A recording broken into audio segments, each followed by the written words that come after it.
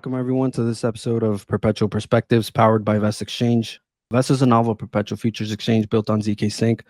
This is Stoic, and today I have the honor and pleasure of having Ryan, aka the Flow Horse, on Twitter with me once again for a second appearance. He rarely does this format, and I believe he tweeted that's probably the last time we will be doing this. So it's always a privilege to talk to him and have him on. We won't be doing a lengthy introduction. If you're interested, go watch the first episode if you want to learn more. Things are going absolutely crazy right now, so I greatly appreciate you taking valuable time out to sit down with me for a second time. Without much delay, let's get right into it. We recorded an episode around the beginning of February last time, and since then we've had basically 7 to 8 months of ranging price action for the better part of the year. We had the carry trade blow up, Fed rate cutting FUD, geopolitical tensions escalating, et cetera, et cetera. And I remember you saying for most, it was just best to wait for a clear break of all-time high. And clearly that's played out really well. How's everything been going with you, and how's the past week been since the elections? I mean, it's been insane, and I haven't even checked the results yet. But I put up a poll on Twitter because I want to see if there's anyone who actually hasn't made money over the last week. I mean, it'd be a shame if people have been here for this long and haven't made money in these conditions because uh, it looks like it's kind of that rising tide lifts all boats scenario. And yeah, I Right. mean, we've been waiting for this for a really long time. I mean, we were ranging back since the start of March, and I had said in April, like, listen, sell in May and go away. It is pretty actionable. Like, people like to log off in the summer. Conditions change, liquidity dries up a little bit. Historically, BTC tends to respect some seasonal characteristics, and I was able to sell 69K a couple times, hedge my portfolio. I remember not trying to cloud seek or anything, but I had said come back the week of Labor Day or after Labor Day if you want to be part of the Right. trend, and that's worked a couple times, honestly. Um, so yeah, we've been ranging for that long, and I mean, there's no debate that Trump winning was nothing short of an episodic pivot in the market.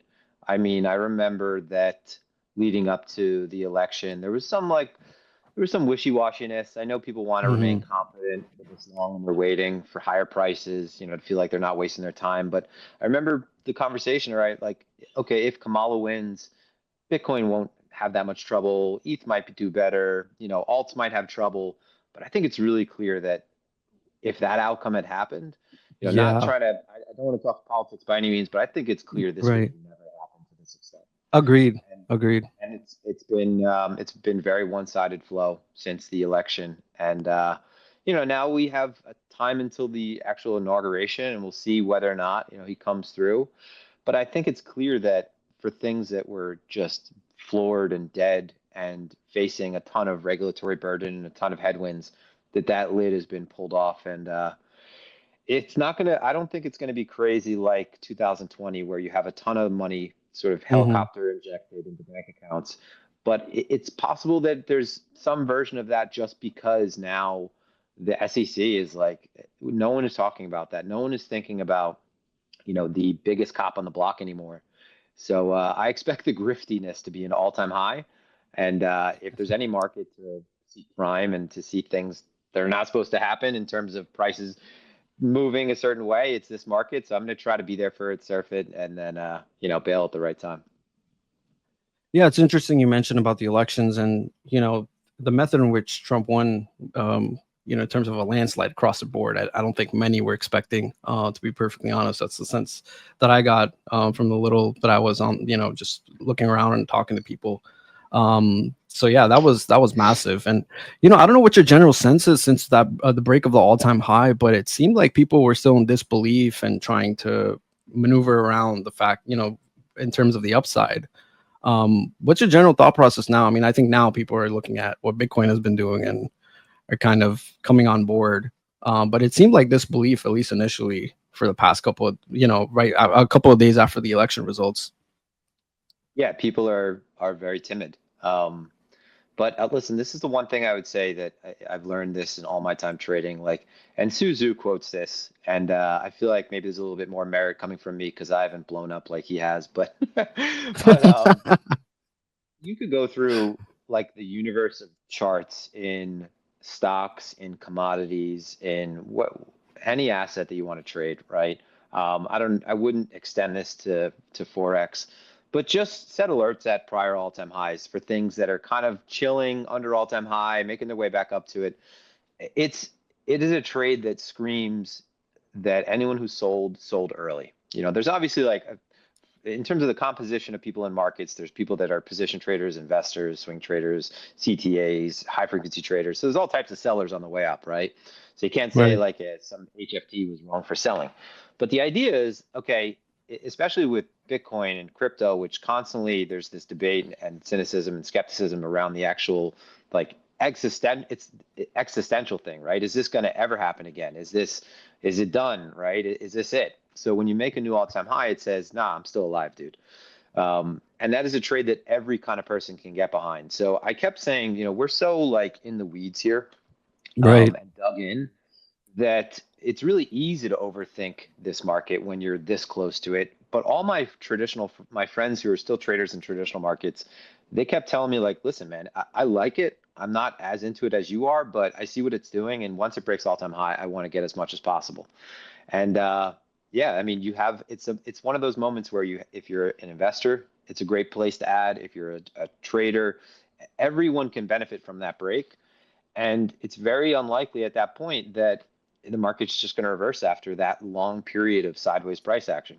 It's repricing higher, and people were expecting like the same patterns to occur as occurred in the range, where you're getting like these very textbook like throwbacks to levels, Right. resets.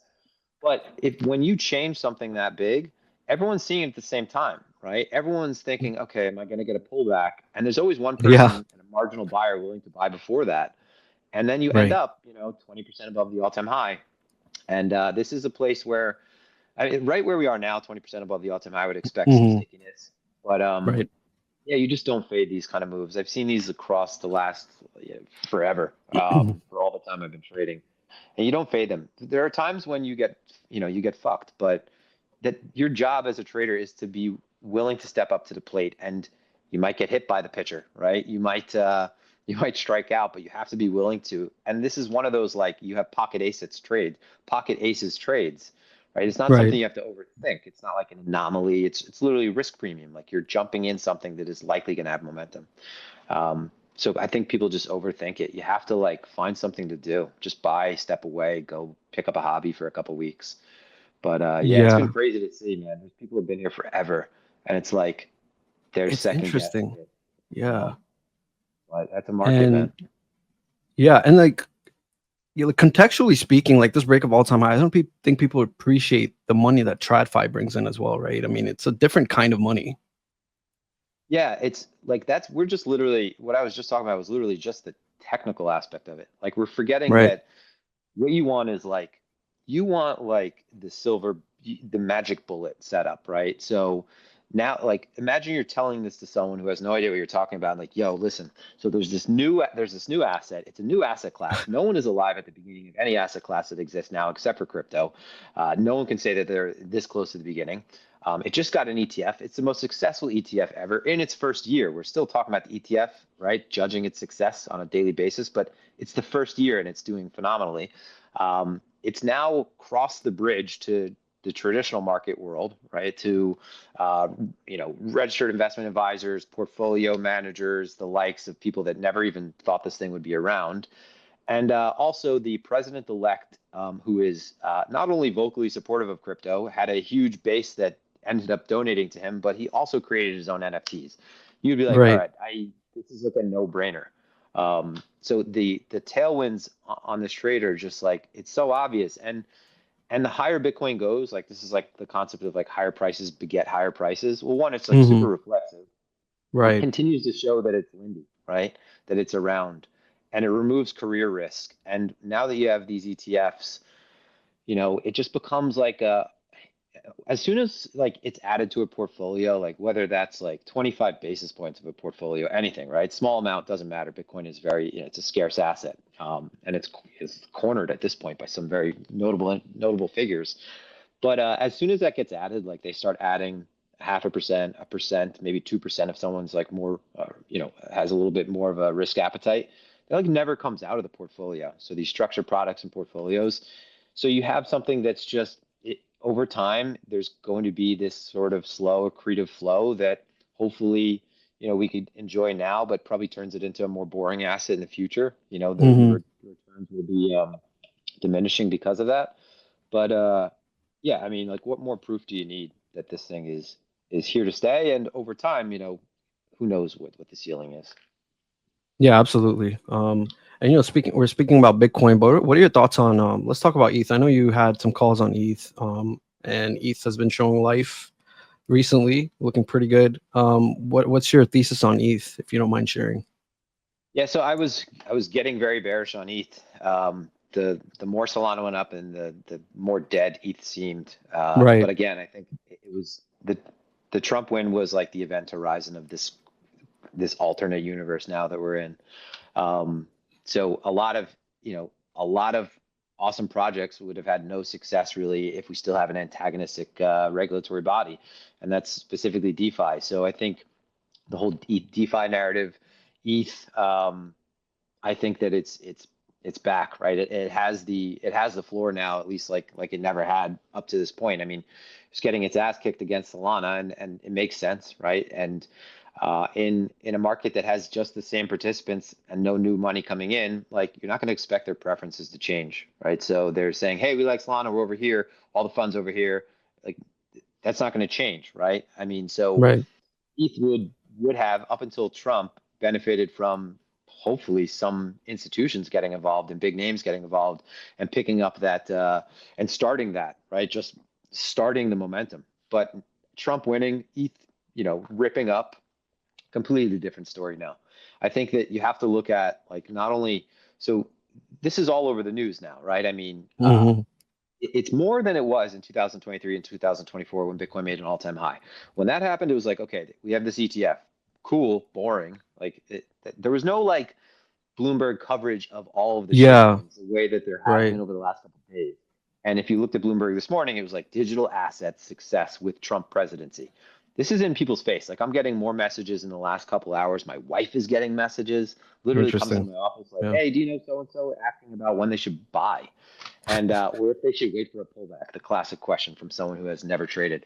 Um, so I think you have to think of there's a lot of retail now that looks at the success of IBIT, and they're going to Hmm. very quickly deduce that, oh, ETHA or just some of the other ETH ETFs are still new. They haven't done anything crazy yet. Like, what's a great way to get involved in crypto if I don't want Bitcoin, which is like this pet rock to a lot of people? Let me buy ETH because who knows where that's going to go. So you can't, I can't say enough about how much this. I know a lot of people are, don't want to talk politics. I don't want to either, but there's something to be said for what this market has gained now, and Yeah.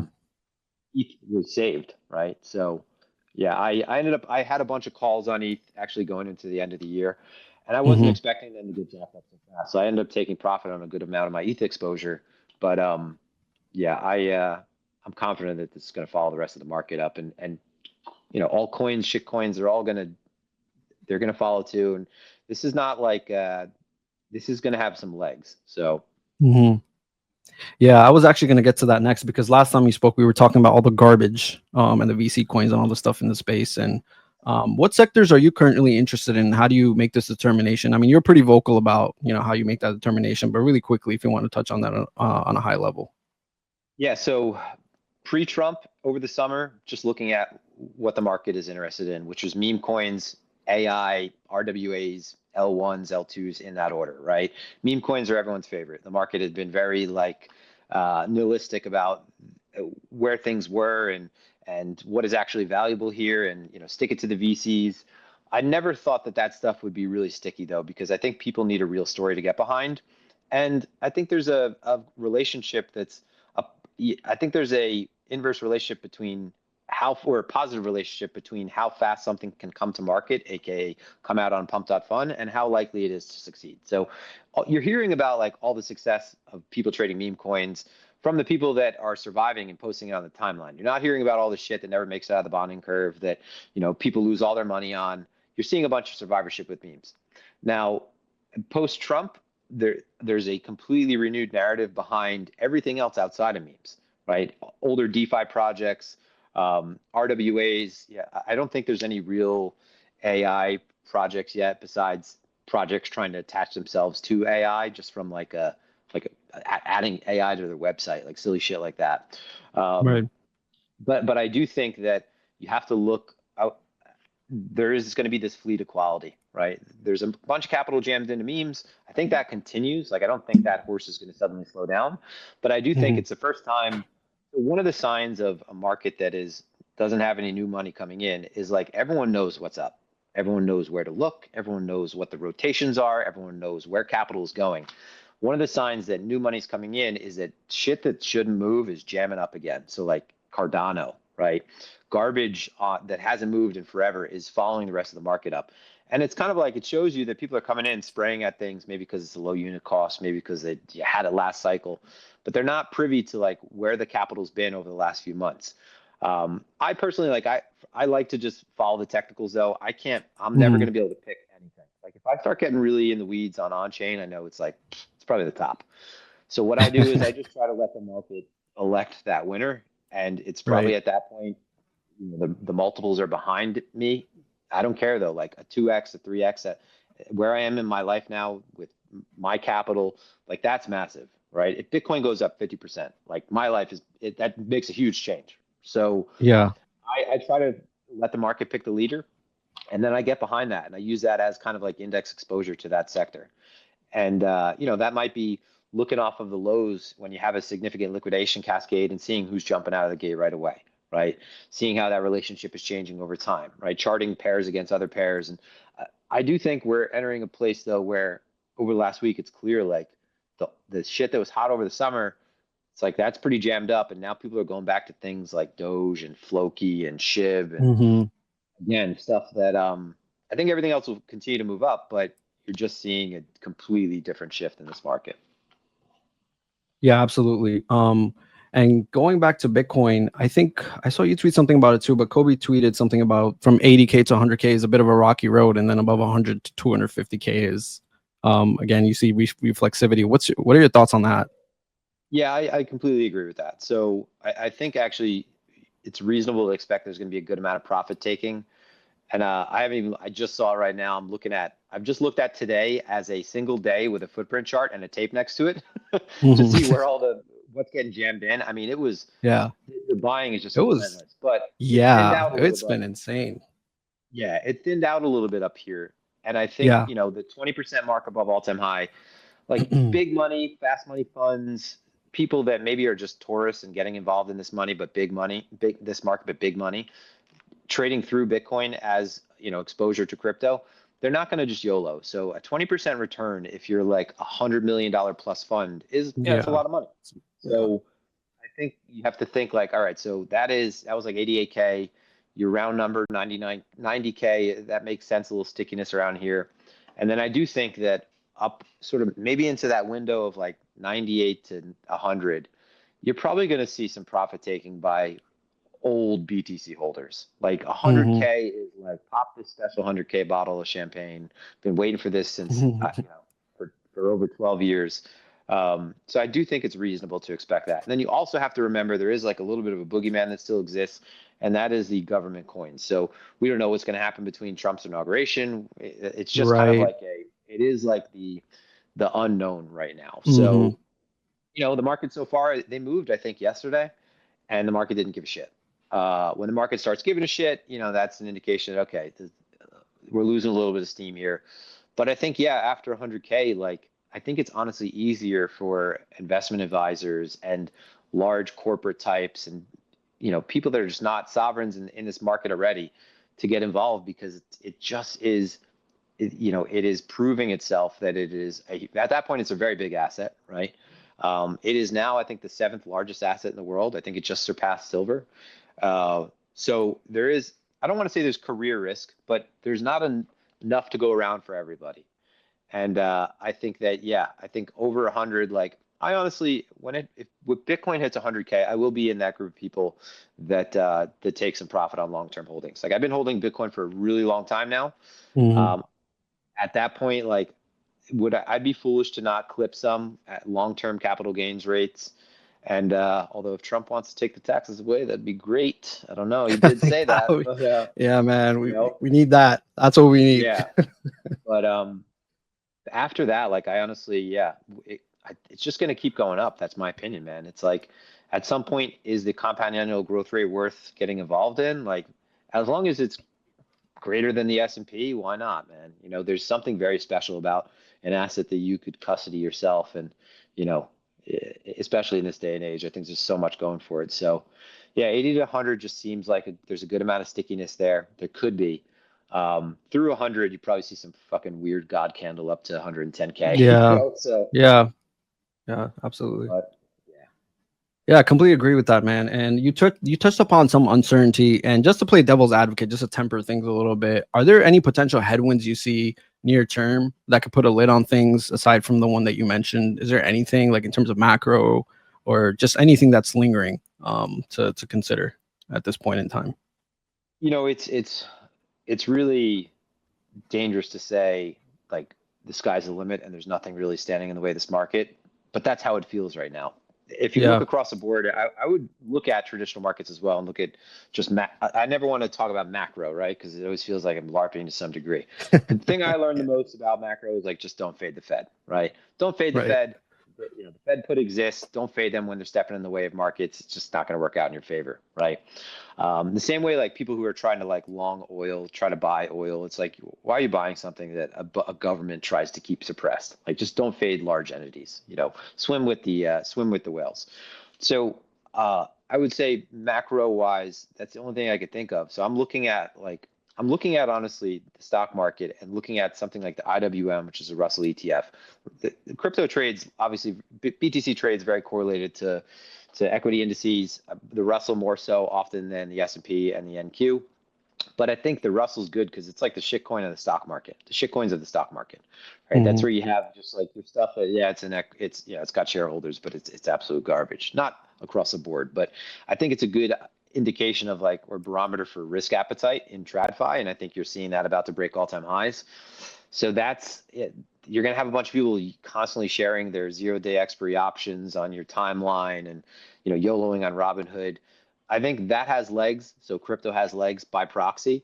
I would say like the only thing I would be worried about, which, you know, is talked about now, is like if inflation really starts to, we lose control of inflation again, or, Mhm. you know, something happens in the, you know, the Middle East, something war related that's right now not being priced in because you know, oil prices are low.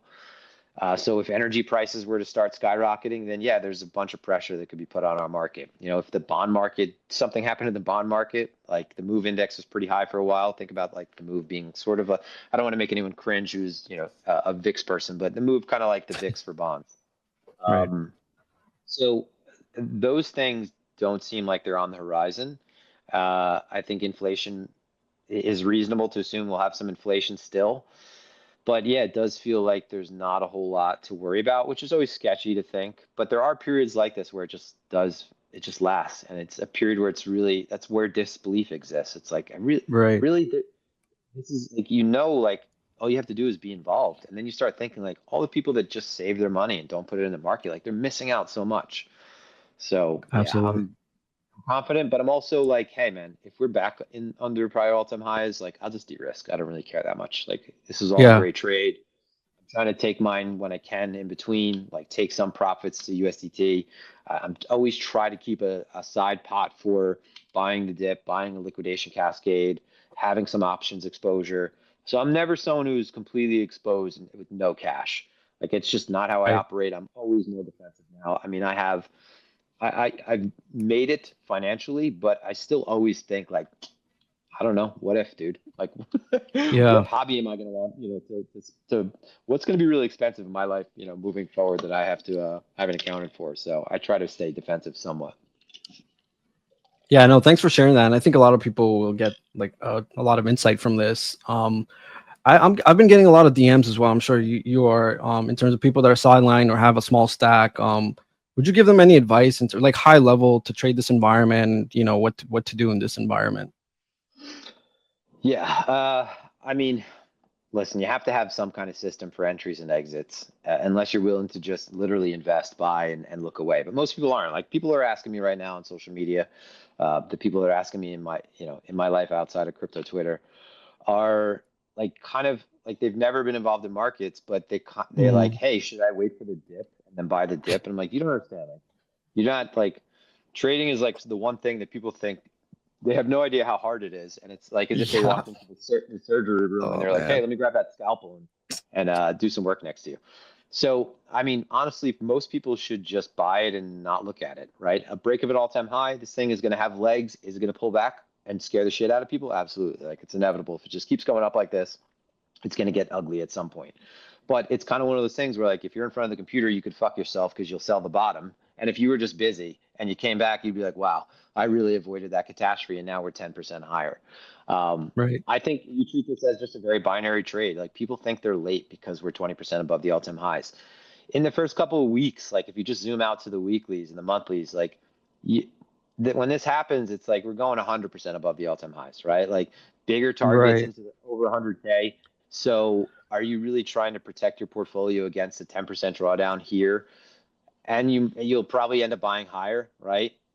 Versus just weathering that and understanding that, yeah, it's probably likely we're going another 20%. And then, yeah, if you want to sell some there, that's great. But I think it's clear that all signs point that Bitcoin it's in a different playing field over any alt. Alts are going to give you crazy multiples. I sold ACT a couple of days ago. I woke up this morning, it was Oh, up you got into 600. that coin? Man, I Yeah, it was missed like, that one. I literally woke up at 5 o'clock in the morning. I saw that and I thought, wait, did I fucking sell ACT? Like, why would I sell that? I'm willing to lose perp positions that are 10x that. Yeah, Every that's time I'm so trading true, on man. chain, I will, Yeah. on chain stuff, I'll just dump it. I'm like, let me turn this dust into USDC or Yeah. USDT. Yeah. And I had like a 5-figure bag of it. I had a decent sized bag of it, but Hmm. it was just like, why did I sell that? And why Yeah. did I sell all of it? Like, don't sell. My Yeah. advice to You anybody right can't. now is Yeah. don't sell the whole stack. Save at Right. least save some of it because that's the suicide bag. That's so you wake up. So if you wake up one day and it turns into the next whiff or popcat, that you don't want to kill yourself because you sold too early. So, I that's kind of weird because you're thinking like, all right, at some point you have to sell. But yeah, I, you're gonna leave the bull market either way and realize all the things you could have done right. Just make sure you leave with right. something, right? Have an exit plan. At least have an exit plan defined. Like, don't just wing it and think you'll figure it out in the future, because no one ever wants to sell at the high. Like, no one will talk about selling at Yup. the high. Maybe a couple people will, but Yeah. everyone will be in unison, fucking holding hands, dancing together, sharing pictures of the stuff they bought. It's never gonna feel like it's Yeah. gonna end, right? So, yeah, Yeah. it's We'll be seeing cars on the timelines, cars and watches, right? That's for sure. typical. I'm trying to sell But my yeah, watches at this point. I'm like, hey, let me get rid of these things. I don't even fucking wear them. but yeah, this just happened to me recently too. There's this coin Sense or something, and I threw some money into it like 3 weeks ago. And I think that's the one thing I learned with on chain. Like, I just throw in money and just forget about it, and I don't sell even when it's not like it's just money that's throwaway money that I don't really care about. Because every time I end up selling, it'll do some ridiculous shit, and it's the same thing that you talk about. You're just like, why the fuck did I sell this? And And so yeah, also, oh, my bad, go dude. ahead. Sorry.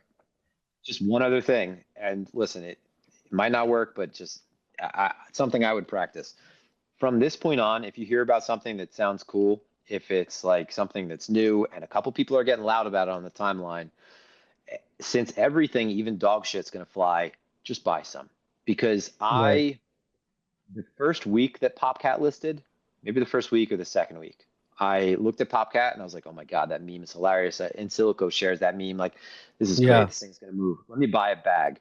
And I said, I don't know what it was. I was like, I'll buy a bag in like an hour or so. I'm going to go like make dinner or something. And I completely forgot about it. And then months later, I'm like, oh my, I have a bag of that somewhere. I'm like checking wallets and I Yeah. just forgot to buy some. So if you see Oh fuck. something, Yeah. get on it right away. It's like kind of like there's a collective unconsciousness that governs Mm. everything.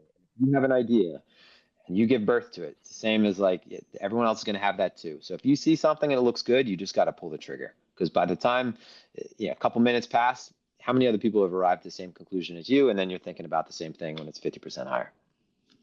Yeah, absolutely. And I think that's what I learned about on chain as well. I don't really talk about it on Twitter all that much, but I'm definitely on chain here and there a little bit. And I bought this coin. It was like it was at like 200-300K market cap, so nothing, right? And I just threw a little about like basic money that I didn't care about. And yesterday I saw it was at like 50 million market cap. I'm like, what the fuck is going on? But this has happened to me so many times where I either sell like way in advance and sell the whole bag, and then it does some ridiculous shit. But so it's like you said, just leave some in, and I just look at it as asymmetric bets, to be honest, with on-chain trading. But yeah, that's a little story I had. I just looked at it yesterday and it just popped up in I'm like, why is my stack up like however many ridiculous amount of multiples it was? And I guess someone talked about it and I don't know, whatever happened, but yeah, it was insane. Okay, so we covered that. I think we can move on to there's people that ask questions on Twitter, so we can maybe get into that a little bit. Let's see.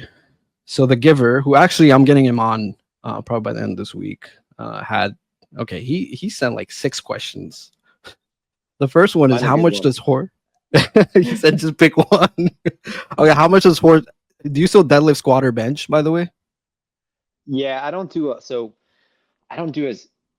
I do all of that, right? But I don't go as heavy as I used to. So for the first time in a long time, so because I do jujitsu like probably 4 or 5 days a week, no gi and gi. So, grappling takes a pretty big toll on your body. But for the first time in a long time, I'm actually lifting for the purpose of a sport, right? So I changed out my workout routine a little bit. I do a little bit lighter weight because honestly, after rolling 5 days a week, my joints they're like pretty burned out. Right. I want to keep dropping F-bombs, but so I try to lighten up on the weight a little bit, but I'm still core compound dynamic lifts. So everything sort of hinges around the main exercises. I don't do bench press. I haven't done I mean, I'll hop on an incline once in a while, but I don't really do flat bench anymore. I like dumbbell press, but I prefer overhead press, so strict press, cleans, deadlifts, and squats. And then I'll do leg press, some accessory lifts.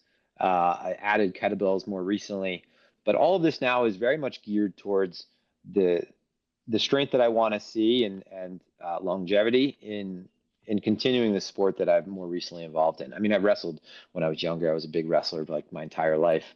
Yeah, I do the same exercises, but I don't go for weight. I mean, when I was lifting, like not crazy heavy, I mean, I was deadlifting and squatting like 450 plus, and I wouldn't even probably get close to that or try to do the close to that anymore. I mean, honestly, I could, but it just it's not there. It doesn't make sense for me to do that. I'm not like when you're young, like you want to get like yoked up. At this point, I'm like, like I need to have a golf swing still. I need to, so. You know what I've noticed? Like I used to go extremely heavy with the compound movements, and like I started getting more and more tight. So it just wasn't functional in some sense. So I had to back off on that as well. Do you focus on static strength at all, by the way? Like for jiu-jitsu, like do you do any static strength training, or just you rolling? Yeah, I do. So I do isometrics, which tend to come in handy when someone's trying to arm bar you, and you're able to keep your arm keep your elbow exactly the same. I do grip strength exercises, which is basically just like I'm holding on plate pinches and hangs, and yeah, that's really it. Like not a ton of static stuff. I've gotten more into like. When you're younger, like you go to the gym, you could go twice. I was going twice a day all the time. Like it sounds crazy, like when I tell people now, but like when you're young, you get away with that. Like that's realistic, and you want to work out. I didn't need to stretch. I didn't need anything. I didn't need to warm up. I didn't need to warm down. None of that. But now it's like you need that. Like I'm in great shape I'm 39 years old, and if I wanted to go the same man I lifted when I was in my 20s, I could still keep up with guys. I'm rolling with guys that are half my age, so I know I got it. But I know I'm way better off now if I just do more mobility work, do more like exercises that are kind of boring, but they're helping me out, honestly, because you just can't get away with just you can't get away when you're like my age with just stepping up to the bar right away and yanking 500 pounds off the floor. Yeah. That makes sense. So that makes sense. Things change a little bit, but not too much. That makes sense. Speaking of things changing, how have your passions changed over time? As you've built your family. This is another question. Under the comments. I mean, it's the biggest change. There's, there are people that can't have kids. There are people that don't want to have kids. I feel bad for people that can have kids. I feel Yeah. like people that don't want kids, they have no idea what they're missing out on, but it is what it is. You just, when my daughter was born, it's like just your heart explodes, right? So my passion is spending as much time with my daughter as possible. And I like every day I wake up and I thank God, right? I pray like 3 times a day at this point, literally just Mhm. like saying thank you. Because I've like throughout my trading career, like I've had a ton of ups and downs. Like Right. in my 20s, um, trading prop, working at like a boiler room when I was in my early 20s and trading prop, trading for family office, blowing up a couple times, always trying to go out on my own, drinking a lot, partying a lot, like Mhm. fucking over myself so many times.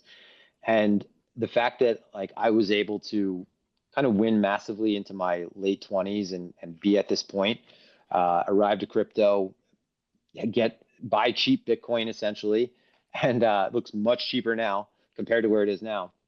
And then be a dad is like, and now like be financially, like I hate to use this term because Andrew Tate uses it a lot, but I was saying it before I even heard about him.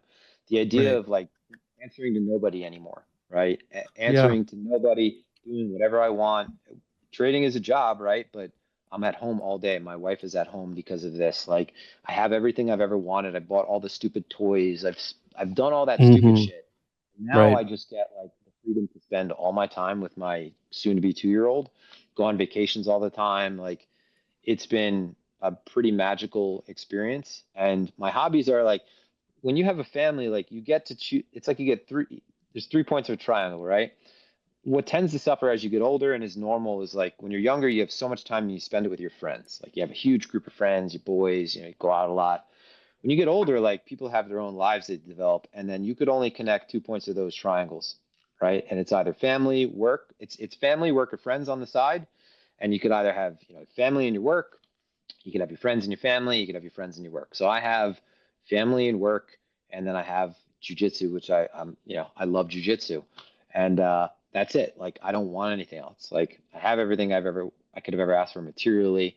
That shit like gets old really fast. So for anyone who's like, this is their first cycle or they're making some money, like buy the cool stuff that you've always wanted, but it just fades very quickly. Yeah. Nothing matches family, being a dad. Like you can't describe it. Like I don't want to get too long-winded about it, but like you hear about like what it's like to be a parent, right? You hear it from everybody because that's how we've progressed, right? People have Right. sex and have children. So you hear like it's the most incredible thing in your life, and you start thinking like, okay, well, my life feels good. What could feel like maybe 5 times better than this? What could feel? You try to quantify it, right? Like how good is good, but you just until that moment when you see your child, like that you weren't even in the same universe as that thought. You weren't even close to tapping into that. So yeah, my hobbies are literally work, jujitsu, and my family, and that's it, man. I'm fucking happy as a clam in high tide. Man, that's beautiful. Thank you for sharing that. I can only imagine, obviously I hear this all the time. I don't have children of my own. I'm not married, but I have a niece that just turned 2, and I'm like FaceTiming her every day. So I can only that's my niece. That's not my own. You know what I'm saying? So I can only imagine. And that's beautiful. And also congratulations to you for coming through all those things. And that's huge. There's another question along the same lines, and some people actually ask like what lessons you learned over the course of your career, or what would you attribute the fact that sometimes people go into these low periods in their life, and it's really difficult for them to come out of those periods. How did you go about managing that when you were there? Yeah, so I don't want to sound cringy, but you just have to have like an unfailing belief in yourself. Like there's this quote, I can't remember, but in every man, there's like this molecule that is indestructible, and you just have to fucking dig in there and find it. And I know Right. like not everyone's situation is the same. Like if you were just born and you're born in the middle of Gaza Strip, what's left of it? Or if you're born in fucking Yemen, or if you're born in, you could think of a million places where it's like, all right, we're not exactly starting on the same pedestal, Right. right? I grew up like my dad was a maintenance man. He had 3 jobs, blue collar guy, to allow my brother and sister and I to play sports, to buy shit that was like secondhand. People thought I was like some dude that grew up in the Hamptons because when I Yeah, was I younger, saw that. I don't know what that was about. I did my see that a mom used to while like ago. when we were younger. My mom used to always like put an emphasis on us dressing nicely because she thought that people are going to judge you by the way you look. So try to keep yourself Right, clean looking. I was like a preppy right. kid when I was younger, but I was like a preppy poor kid. It Yeah. was pathetic. But you know, I didn't have. I always wanted to have money. I always had those, you know, those dreams. You wake up and you're rich in your dream, and you wake up and you're like, fuck, you know. Yeah. But Yeah. obviously no one starts on the same starting block, but I think for anyone who starts like is in a first world country, that's the best way I could put it, or second world country. I don't want to eliminate anyone who's in the chat who's maybe in a worse off position, but you have to have an unfailing belief in yourself. And I do think like I kind of think life is like a little bit of a video game. Like Hmm. you want to beat a video game, you just continue to restart and get back on it, and you figure out the meta. You figure out what is stifling your progress, and you just continue to show up and try to eliminate those problems. And I just have this like belief that everyone who does this will succeed. Like the only thing, in my opinion, that would have stopped me is me quitting. You know, because look, dude, I don't talk about it on. I'll save it for your podcast. I don't talk about it, but like in my 20s, I fucking lost my way so hard. Like I Hmm. blew up, lost my way. Was like I had good money, so I was like going out all the time, drinking a ton.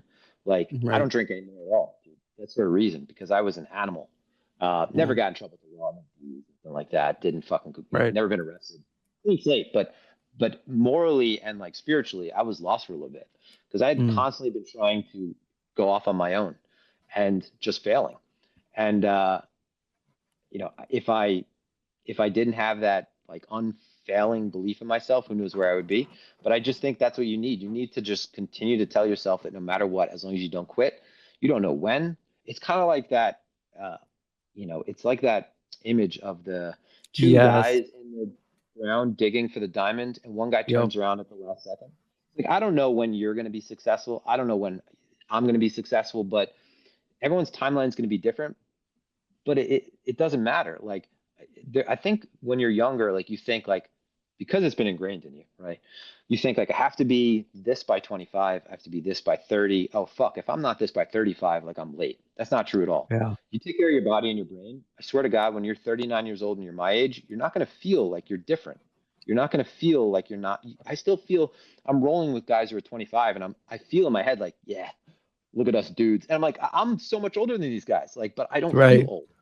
It Yeah. doesn't feel like I missed out by being, you know, I made it a couple times in my 20s and then gave it all back, right? There was times when I was like, one point I'm bartending for a long period of time just to take all that money and put it into trading, right? Because I was just, like I Right. said, I was out of sorts, right? Um, and I started crushing it like into my early 30s, right? And I mean, if you asked me when I was 18 or 20 how that would feel, I'd be like, damn, I was like, that's not successful. I'm late. But I mean, Yeah. couldn't be further from the truth. So don't like run your own race. Like run your own race, run at your own pace. Just don't fucking stop running. That's beautiful, man. Thank you for sharing that. Yeah, I haven't heard you talk about this before, and that's something that, yeah, I really appreciate you sharing that. I think a lot of people that are listening in can hopefully can absorb that and take that in, um, and really think about it. But yeah, let's. I mean, we're coming up on the 45-minute mark, and I think we've covered basically everything that I wanted to talk about. I don't want to take up too much of your time, so we go ahead and wrap it up there. Are there any accounts that you would nominate or for to come on an episode, or anyone that I should be having a conversation with next? Let's see. Yeah, I mean, you're already gonna talk to him. Giver, man. The guy's Yeah, bring like, him on I next. remember Yeah. Giver from like a couple years back, and I don't know, maybe I'm wrong, but I think he obviously knows. I don't know if he's like stepped away for a little bit or whatever, but the guy was like constantly putting out phenomenal content and Right. not getting noticed. I want to say, you know, it's like, and now it's great to see him get recognition. Not like that means anything, right? But it's like there is some Yeah. like little bit of a weird fucking dynamic here on crypto Twitter where, you know, you see some people that they have a ton of followers and they shouldn't, right? And then you see other Absolutely. people that they don't have as much attention as they deserve, right? And like Right. yourself. And I think naturally over time you'll just grow, right? People will flock to good accounts, and not, I don't want to refer to them as an account, right? But good people, people that are good, a source of knowledge, that are, you know, good people. And I think Giver, hands down, like I'm excited to listen to his podcast. And for anyone listening, like I made a comment the other day about not doing any more podcasts. I'm not doing anyone else's podcast unless it's like someone I can't think of right now, or Stowe's, because honestly, like you get asked all the time to do podcasts with people that you don't even know and you don't even have a rapport with them. Like, you know, you go over the same shit over and over again. Like, oh, how'd you get involved in trading? It's like, okay, how many times can I say that I traded prop and then blew up and then, Yeah. you know, so, but yeah, I think he's going to be a great episode, and I'd be happy to come on in the future. And this is not me nominating myself, by the way, to come on and Yeah, no, I actually figured. dive more into, you know, the past and the future. And yeah, but no, Givers, that's going to be a good one. We'll definitely get him on, and I really appreciate the kind words, man. We'll definitely get you on maybe at some point next year, you know, if things change. But yeah, I really appreciate the time, man, and it's always a pleasure to talk to you and pick your brain. And I'm sure this was greatly insightful for everyone listening in. So we'll wrap it up there, and until next time, we'll be look out for the Giver podcast. We'll be recording one probably by the end of this week. Thanks. Thanks, man.